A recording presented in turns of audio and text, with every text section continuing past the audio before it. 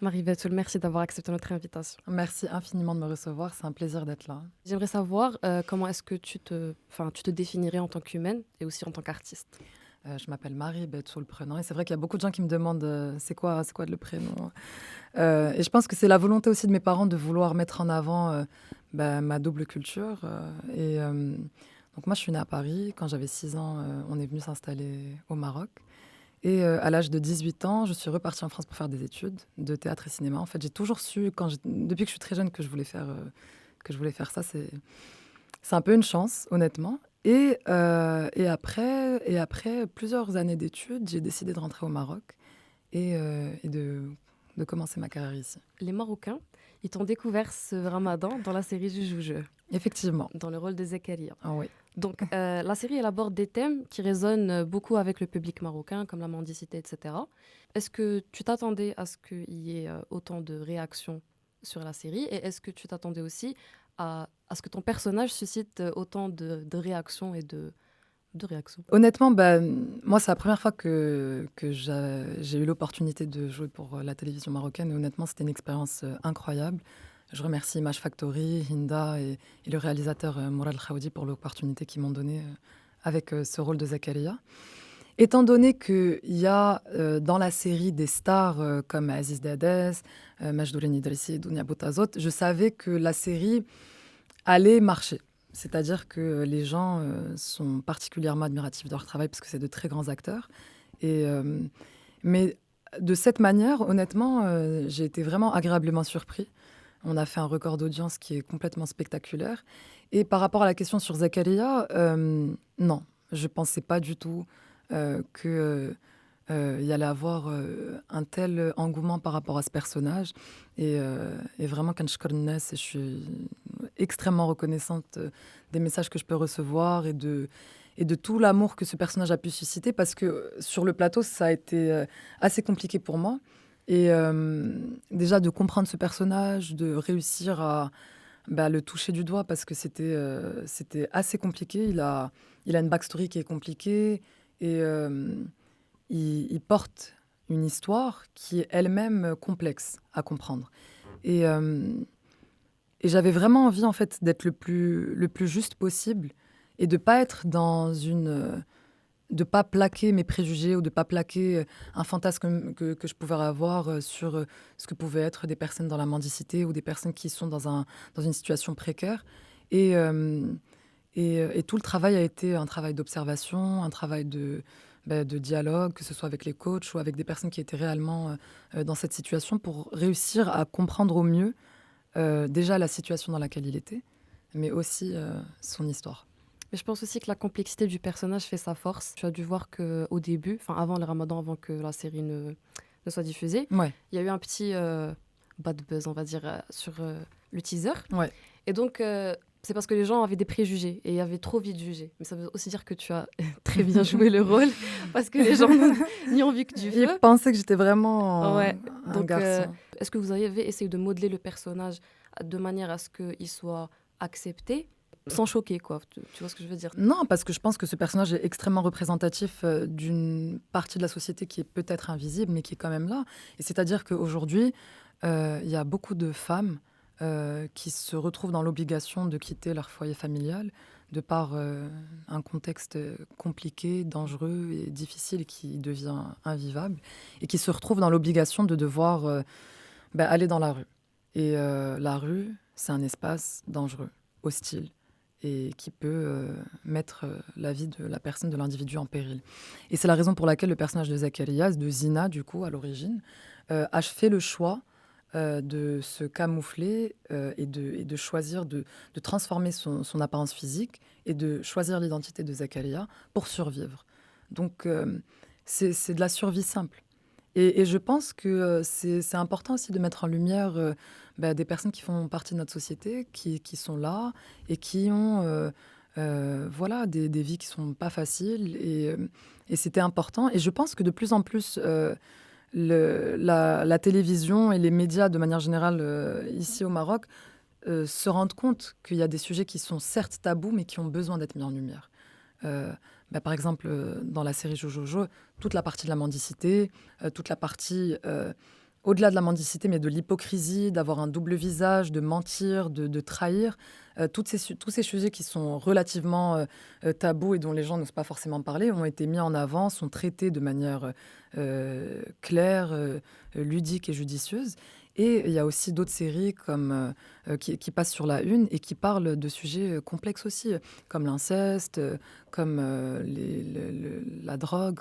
Et en fait, c'est des sujets dont on a besoin d'entendre. On a besoin de savoir que déjà, on peut s'identifier à des personnes qu'on regarde et aussi de créer, comme on a dit au début, un débat pour élever les consciences, pour faire en sorte que les choses évoluent, de faire en sorte que voilà, un débat public se crée pour créer des solutions à ce qui est en train de se passer.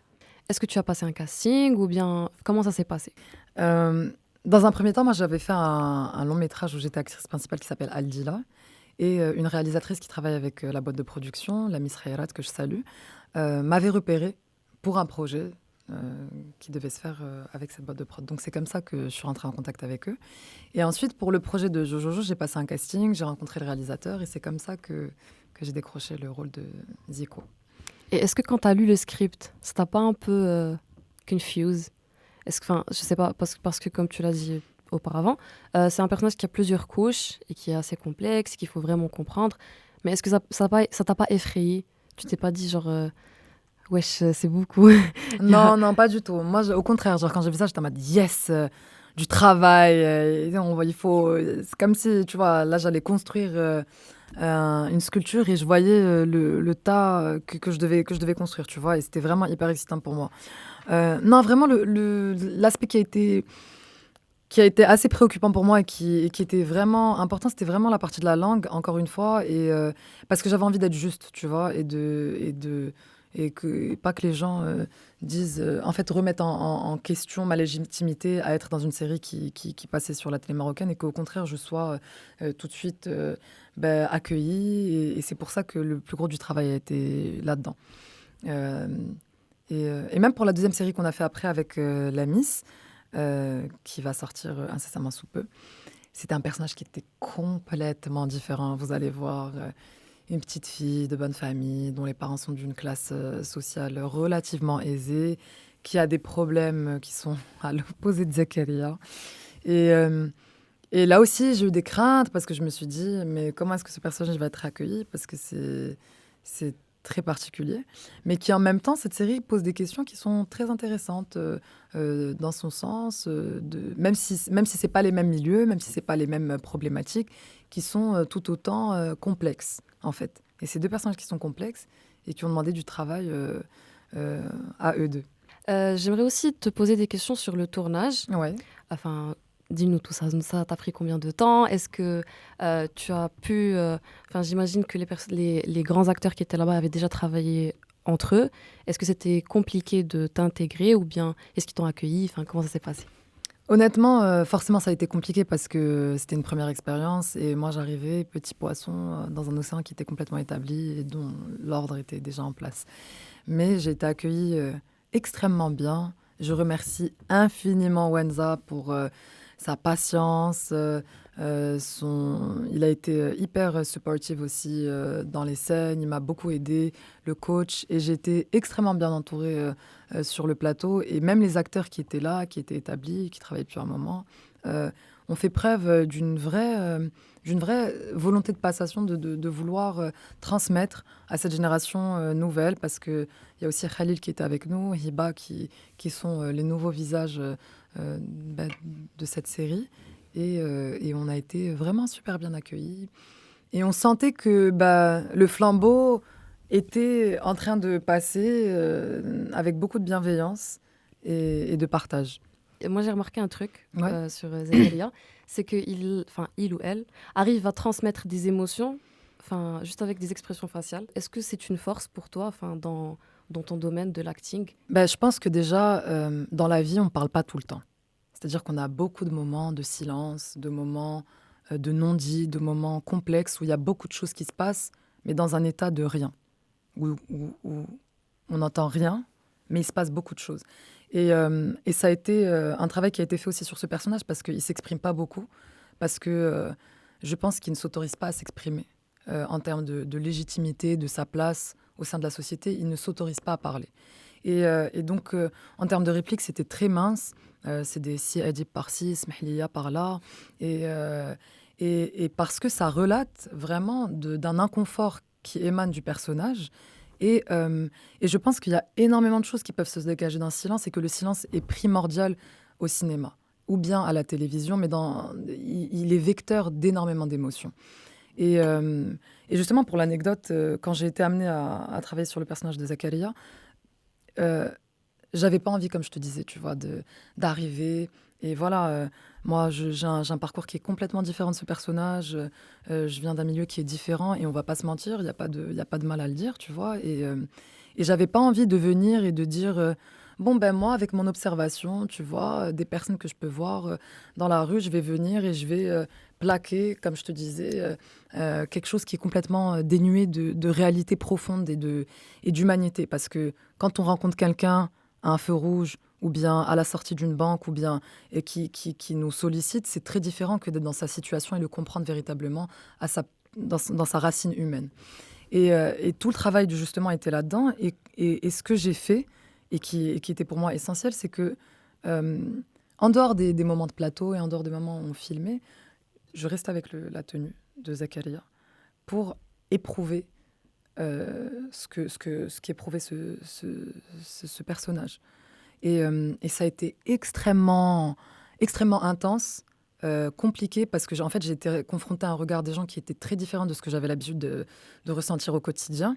Je voyais de la peur dans le regard des gens, de l'inquiétude, du dégoût, parce que je restais assis sur un banc, avec ma casquette, avec mon visage qui était un peu grimé. Je rentrais في البيسري بحال هكا والناس كيشوفوا فيا بواحد الطريقة genre très particulière, tu vois.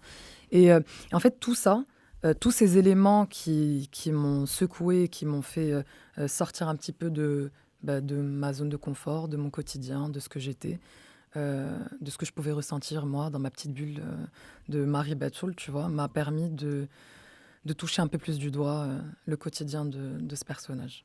Je trouve ça très courageux et ça montre que tu es très investi dans ce que tu fais et que tu aimes ça.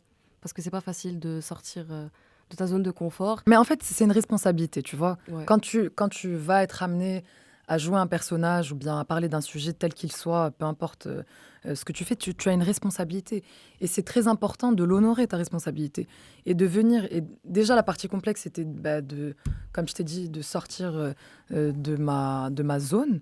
Et pour moi, j'avais tellement peur. Déjà, parce qu'il y avait la partie de la langue, tu vois, où je devais réussir à parler Darija, mais Darija بواحد الطريقة qui était vraiment Diaz nouvelle. Zinqa. Diaz Ouais. Zinqa, Diaz Zinqa ديال Casa, donc Ouais. c'est vraiment Chamel, que la Ouais, manière dont ouais, il ouais. parle, c'est très particulier. Mais en même temps, sans rentrer dans un cliché qui est dégradant pour les personnes qui soient dans cette situation et qui ne les mettent pas en valeur. Parce que c'est pas parce que tu es dans la rue que tu m'en dis que ta substance humaine, elle disparaît. Ouais. Tu as de l'honneur, on te doit le respect et on doit enfin, t'es un humain.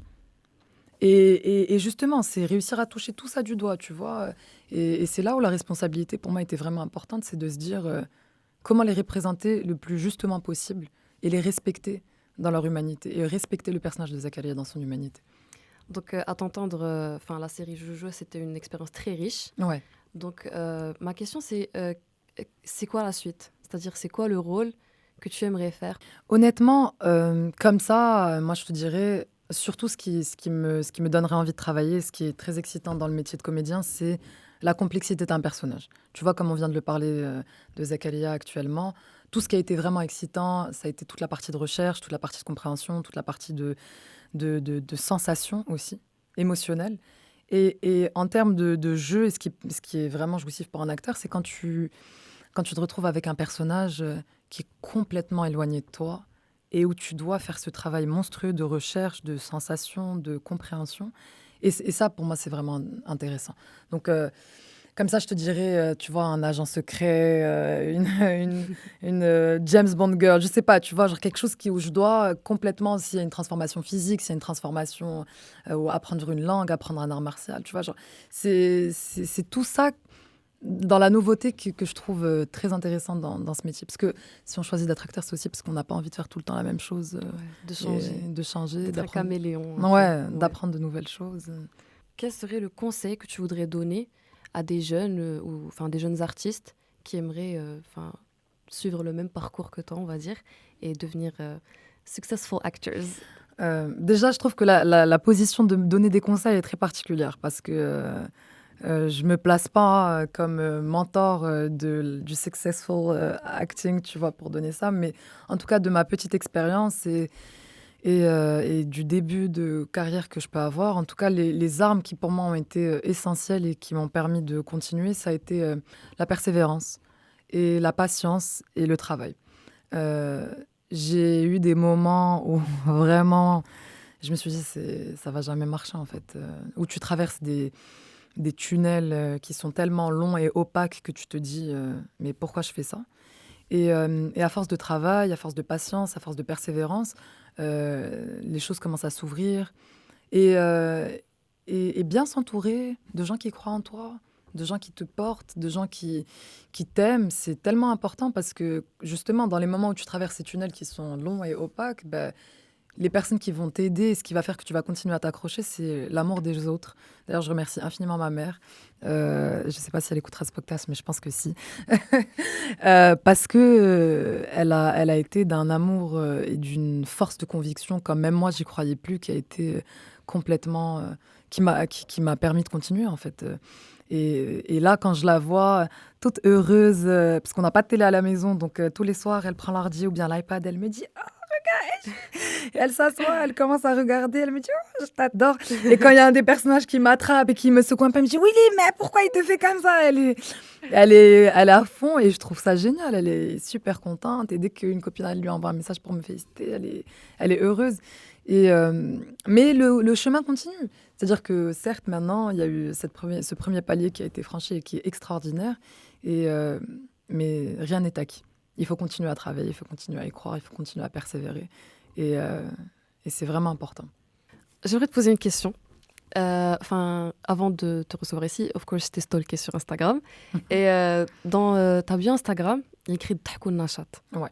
Et donc, j'aimerais te poser la question, qu'est-ce que ça représente pour toi dans ta vie? Ouais, si je l'ai mis en bio, c'est que vraiment c'est un élément central, tu vois. Que c'est tellement important déjà de ne pas prendre les choses trop au sérieux. Donc, Tahkoun Nachat, parce qu'il faut rigoler, être joyeux. Et, euh, et je trouve que le fait de... C'est pour aussi me rappeler, tu vois, que genre chill, genre ne te prends pas trop au sérieux, détends-toi. Parce que je trouve qu'il y a un côté, on devient un peu ennuyant, tu vois, quand on se prend trop au sérieux, qu'on se la raconte, que les choses ne sont pas détendues, ne sont pas faites dans la bonne humeur, ne sont pas faites dans la joie, en fait. Et pour moi, c'est vraiment important. Et d'ailleurs, bah, moi, j'ai commencé sur Instagram où je faisais des vidéos, des petites capsules comiques, où vraiment l'objectif, c'était de ne pas prendre au sérieux, de rigoler, de faire rigoler mes amis, de faire rigoler ma maman. Et, euh, et ça, c'est un élément central, ouais. J'ai aussi vu que je t'ai stalké. Wow. J'ai vu, Tell me. j'ai vu que tu avais fait un prank sur Ouais. un jeune homme. C'était super drôle. Mais en fait, donc, tu fais un peu de l'humour et tu fais aussi des trucs complètement différents, Zekaria, comme ce que tu as dit au début. Ouais. Et donc, est-ce que tu abordes la façon avec laquelle tu vas traiter le personnage de l'humour et enfin, du drame, de la tragédie, un peu différemment? Mais si c'est différent, how? How so? Euh, la vérité, en termes de construction de personnages et de méthode de travail, c'est similaire. C'est-à-dire que j'apporte la même méthodologie, la même rigueur dans le travail que je vais faire, que ce soit humoristique ou bien dramatique. Mais après, forcément, je me laisse beaucoup plus aller à l'impro. Tu vois, là, tu as pris l'exemple du prank. D'ailleurs, je salue Gabriel Abdali pour cette initiative incroyable. Et Ryan, du coup, qu'on a pranké. Skin. Et vraiment mskin. Ouais. Je te jure, parce que c'était un moment vraiment difficile. La plupart des gens que je connais qui l'ont vu m'ont dit, mais comment il a fait pour rester? Parce que c'était... Il a très bien réagi en Il a plus. super bien réagi. Il était gentil. Il voulait pas, genre, genre. Mais ouais, et c'est que, par exemple, quand il va y avoir toute la partie d'humour, je vais laisser plus place à l'improvisation. Moi, j'ai fait beaucoup d'impro quand j'étais jeune. Donc, ça m'a donné les armes pour réussir à rebondir un peu plus facilement quand il y a des situations comme ça, tu vois, et à gérer un prank qui a duré quand même 2 heures, ce qui est relativement long, tu vois. Mais de manière générale, non, c'est une méthode qui est similaire. Essayer de comprendre, tu vois, parce que même si on rigole, la nana, il faut qu'elle soit crédible dans sa folie, il faut qu'elle soit crédible dans ses tocs, il faut qu'elle soit crédible dans le hmaq qu'elle est en train de lui raconter, tu vois. Donc, comment on va réussir à, puzzle par puzzle, monter ça et faire en sorte que ce soit tout aussi crédible, tu vois. Oui, tu avais dit que Gad Elmaleh t'avait beaucoup inspiré. Ouais, ouais. Je pense qu'il a inspiré beaucoup de personnes aussi, en vrai, C'est parce sûr. que c'est un comédien qui est très talentueux. Est-ce que tu essayes de prendre cette inspiration et de la mettre à ta sauce? Bah, complètement. Honnêtement, Gad, il a représenté un pilier central dans ma vie quand j'étais jeune et encore aujourd'hui, euh, qui est absolument fondamental. C'est-à-dire qu'il a été, avec les inconnus, les fondements de mon pilier de l'humour. Et moi, c'est ce que j'avais dit en interview une fois. Et ça a été incroyable parce ils m'ont fait un cadeau fabuleux où ils ont montré un extrait de mon passage de Madame Tazia à Gad Elmaleh. Et merci infiniment pour ça. Mais justement, c'est ça. Moi, j'apprenais ses sketchs. Je faisais rire maman avec ça. Euh, je trouvais qu'il avait une capacité à interpréter ses personnages qui était complètement crédible et incroyable. Il pouvait passer d'un personnage à l'autre et on était tout le temps avec lui. Il n'avait pas de transition. Il faisait son sketch. Tu avais l'impression de juste regarder quelque chose qui coulait de source. Et il m'a forcément transmis beaucoup de choses. La manière de parler, les expressions faciales, le côté un peu comme ça, tu vois, un Crazy. là, cray, qui m'accompagne au quotidien, la vérité, et qui sont essentiels pour moi. Est-ce que tu penses que la petite Marie, qui rêvait de devenir actrice et qui adorait le cinéma, est-ce que tu penses qu'elle serait fière de toi, d'aujourd'hui, de ce que tu as accompli? Honnêtement, je pense que oui. Parce que, comme je t'ai dit, il y a eu des moments qui étaient très compliqués, qui étaient d'une intensité extrême et en fait, fier de ne pas avoir lâché, fier d'avoir continué à croire, même quand personne ne croyait. Honnêtement, c'est très facile de reconnaître le succès de quelqu'un, même si aujourd'hui je dis pas que je me considère pas comme successful ou bien something like that, mais je reconnais le travail que j'ai fait et qui aujourd'hui porte timidement, hein, commence à porter un petit peu ses fruits, tu vois. Mais là où ça a été assez complexe, c'est que pour répondre à la question, oui, je pense que Marie et enfant seraient complètement fiers. Mais pour rebondir là-dessus, c'est que quand tu démarres quelque chose et que tu es le seul ou la seule à croire en ton rêve, honnêtement, moi, j'ai été confrontée à des gens qui étaient là, genre, quand je leur disais que je voulais être actrice, ils pensaient que j'étais un clown et ils me prenaient absolument pas au sérieux. Et il y a beaucoup de gens qui croyaient absolument pas en ce que je voulais faire. Honnêtement, même mon père, ça a été assez complexe parce que si aujourd'hui il voit ça, il dira que absolument pas. Il m'a toujours On connaît le soutenue discours, oui. et que ça a toujours été bien sûr, vas-y. Mais il y a eu quand même énormément il était tiraillé, la vérité, pour que je puisse aller vers cette voie. Parce qu'il y avait de la peur de son côté, il y avait beaucoup de choses qui l'empêchaient de me laisser aller là-dedans. Mais qui aujourd'hui, bah voilà, il reconnaît, il dit c'est bien. Donc en vrai, si vous avez envie de faire un truc, quel que soit le domaine d'activité, quels que soient vos rêves, si vous voulez partir à l'étranger, je sais pas, ouvrir un business, devenir acteur, devenir astronaute. En fait, si toi tu y crois et que tu y crois de manière tellement forte que personne sur cette terre pourra te l'enlever, mais il n'y a aucune raison que ça marche pas. C'est la foi, elle doit être inébranlable. Ouais. Et voilà.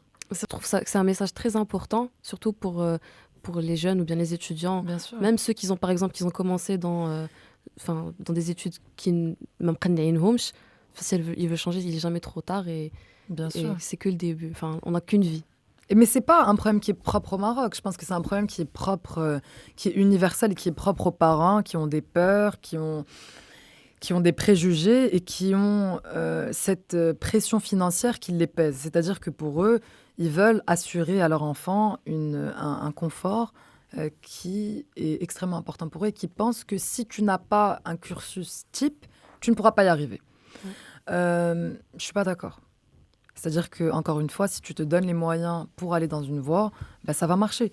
Et justement, Rihlet Omar, le film qu'on a fait avec Lamis, parle de ça. Le personnage de Mina que j'incarne entreprend des études de médecine parce que ses parents veulent qu'elle soit médecin, mais elle n'a absolument aucune envie de faire médecine. Et pendant tout le long de la série, on va la suivre, où elle se bat avec ses parents qui l'obligent à faire quelque chose qu'elle ne veut pas, et comment réussir à faire passer que tu as un rêve qui est complètement autre, et comment faire accepter à tes parents qui sont dans un carcan, dans une boîte qui est très rigide, que ben non, je vais pas faire ça en fait, et je vais suivre mon rêve. Donc, C'est très regardez beau. la série pour avoir la réponse. Ok, on va la regarder. Merci beaucoup, Marie, pour Merci ton à temps vous. et pour d'avoir accepté notre invitation. Merci à vous, c'était un plaisir d'être là, et merci pour votre accueil. Et good luck. Merci.